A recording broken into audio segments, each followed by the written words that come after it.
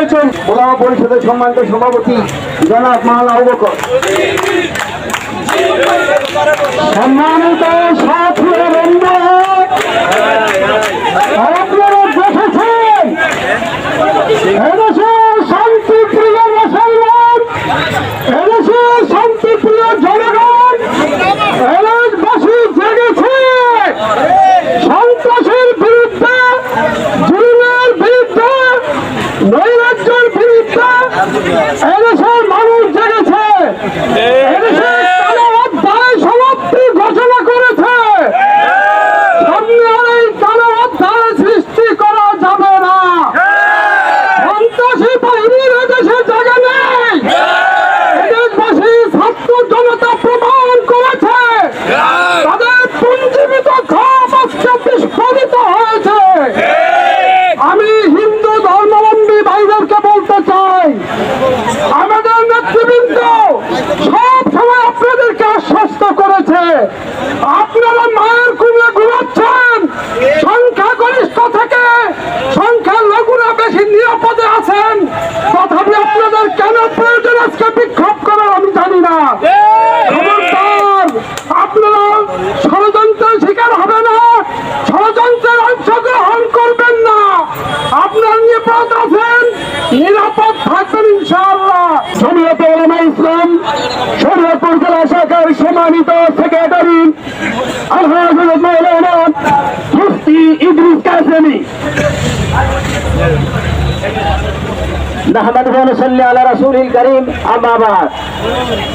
আমরা সকলে অবগত আছি, গত 5ই আগস্ট হাজার হাজার ছাত্র জনতার শহীদের বিনিময়ে, রক্তের বিনিময়ে এই বাংলাদেশকে আমরা দ্বিতীয় স্বাধীন দেশ হিসেবে পেয়েছি।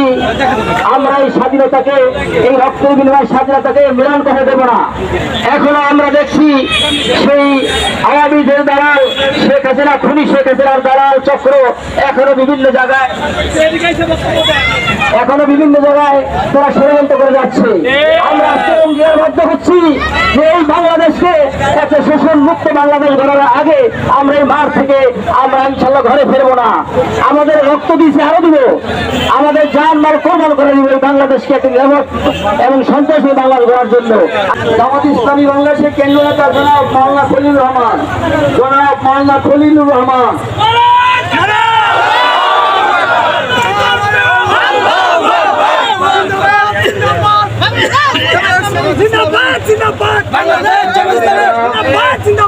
আলহামদুলিল্লাহি রাব্বিল আলামিন, ওয়াসসালাতু ওয়াসসালামু আলা সাইয়্যিদিল মুরসালিন ওয়া আলা আলিহি ওয়া সাহবিহি আজমাইন। সংগ্রামী জনতা, শরীয়তপুর নাগরিক কমিটির উদ্যোগে আজকে এই গণমানুষের মিছিল থেকে আমি জেলা প্রশাসন এবং পুলিশ প্রশাসনের উদ্দেশ্যে বলতে চাই, আমি দেশে এলাকা আইনের শাসন প্রতিষ্ঠা করার জন্য শরীয়তবাসী আপনাদেরকে যে কোনো সহায়তা করার জন্য প্রস্তুত হয়েছে, তারই আজকে সাক্ষী। আমি আজকে এই নাগরিক কমিটি গণসমাবেশ থেকে জেলা প্রশাসক মহোদয় এবং এসপি মহোদয়কে ধন্যবাদ জ্ঞাপন করতেছি যে তিনি আমাদের এই প্রশাসনকে, এই মিছিলকে সুন্দরভাবে নিরাপদে মিছিলের কার্যক্রম সম্পন্ন করার জন্য বিভিন্ন উপায় সহযোগিতা করেছেন। এই জন্য পুলিশ ভাই সহ যারা বিভিন্নভাবে এই মিছিল, শান্তিপূর্ণ মিছিলকে সম্পূর্ণ করার জন্য সুযোগ সৃষ্টি করে দিয়েছেন, তাদের সবাইকে ধন্যবাদ জ্ঞাপন করছি। দ্বিতীয় কথা আমি যেটা বলতে চাই, সংগ্রামী ভাই সহ আমাদের সংগ্রাম শেষ হয় নাই, মাত্র শুরু হয়েছে। দেশটাকে একটা ধ্বংস স্তূপে পরিণত করা হয়েছে। বিস্তারিত বলার কোন সুযোগ সময় কিন্তু এখন নাই, সময় আসবে, কান সজাগ রাখতে হবে। আপনারা খেয়াল রাখবেন, বাংলাদেশে সংখ্যালঘু বলতে কিছু নাই, বৌদ্ধ খ্রিস্টান সব বাংলাদেশি, সবাই বাংলাদেশি। একজন মুসলমানের যেমন অধিকার এখানে আছে ধর্ম পালন করার, একজন হিন্দু ভাইয়েরও তেমনি তার নিজ ধর্ম পালন করার জন্য তার পূর্ণ অধিকার এখানে আছে। আমাদের সংগ্রামী জনতাকে আরোপ করতে চাই, আপনারা জানেন বিভিন্ন ভাবে উস্কানি দিয়ে নতুন করে আবার ষড়যন্ত্র শুরু করেছে।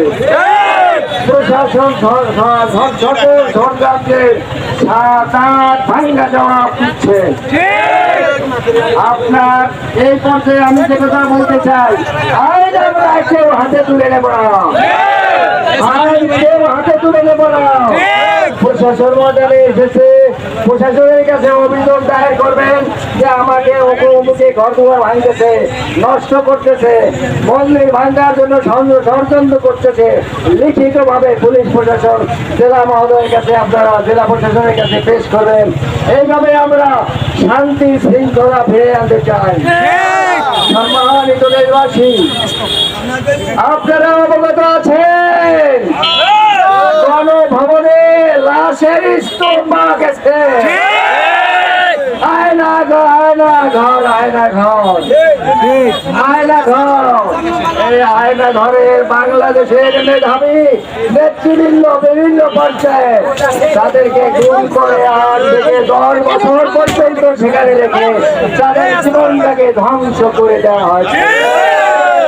আমরা আজকে এই গণসমাবেশ থেকে পরিষ্কার করে বলতে চাই, প্রশাসনের কাছে কোন অন্যায়ের কাছে মাথা নত করা যাবে না।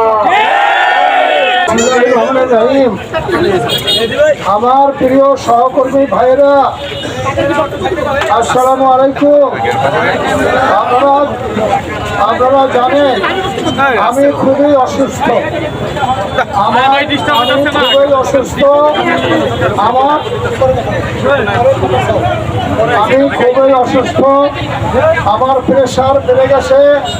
আমার প্রেশার নিচেরটা হলো 110, উপরেরটা হলো 140। আবার সুগার কমে গেছে, খাওয়ার পরে সুগার হচ্ছে 3। আল্লাহ আমাকে বাঁচিয়ে রেখেছে আপনাদের দোয়ার বরকতে। আমি বেঁচে আছি, এইটাই আমার যথেষ্ট। আমি আর কোনো বক্তব্য দেওয়ার মতো অবস্থা আমার নাই। আপনারা আজকে প্রোগ্রামকে সাকসেসফুল করেছেন, এই জন্য আপনাদেরকে আমি ধন্যবাদ জানাই, কৃতজ্ঞতা জানাই। আমার জন্য দোয়া করবেন, আল্লাহ যেন এই বাংলাদেশকে শান্তি শৃঙ্খলা বজায় হবে, আমি যেন সেইটা দেখে করতে পারি। আর বিশেষ করে আমি প্রশাসনকে বলতে চাই, আমার শরীয়তপুরের জেলা প্রশাসন এবং পুলিশ প্রশাসন, তারা বিগত দিনে এই আন্দোলনে বিভিন্ন পর্যায়ে আমাদের যেই সহযোগিতা করেছেন, সারা বাংলাদেশে কোন নেতা কর্মীরা এই ধরনের সহযোগিতা পায় নাই। আপনারা জানেন 4 তারিখে আমি গ্রেপ্তার হয়ে গেছিলাম ইচ্ছা করে। আমি পথ ভুলে একটা পুলিশ ক্যাম্পে ঢুকে গেছিলাম, আমার সেখানে আটকাইয়া রাখা হয়েছিল। পরে সেখানকার ইনচার্জ তিনি পালন থানার ওসি সাহেবের সাথে আলাপ করে, এসপি সাহেবের সাথে আলাপ করে আমাকে বিনা শর্তে মুক্তি দিয়ে গেছেন আমাকে, যার জন্য আমার ছেলে যাইতে হয় নাই। সেই জন্য আমি, আমার দল, আমার জোট, আমার ঐক্য জোট, আমার নাগরিক কমিটির পক্ষ থেকে আমি জেলা প্রশাসনকে এবং পুলিশ প্রশাসনকে আন্তরিক ধন্যবাদ জানাই। এই জেলার শান্তি শৃঙ্খলা রক্ষা করতে হবে, এই জেলার মানুষের মঙ্গল করতে হবে, এই জেলার ধ্বংসকে আবার নতুন করে করতে হবে। আপনারা সেই পদক্ষেপ নেন, আমার সমস্ত জনগণ আপনাদের পাশে থাকবে এবং আপনাদের সাথে কাজ করে যাবে।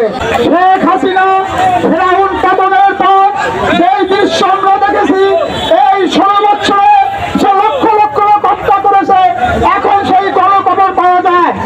এই কলঙ্কনি আমার ছেলে, আমার মেয়ে, আপনার ভাই, তাদের এই ছাত্রদের নেশা আন্দোলনের করার জন্য তাদের হত্যা করেছে, গণকবর দিয়েছে।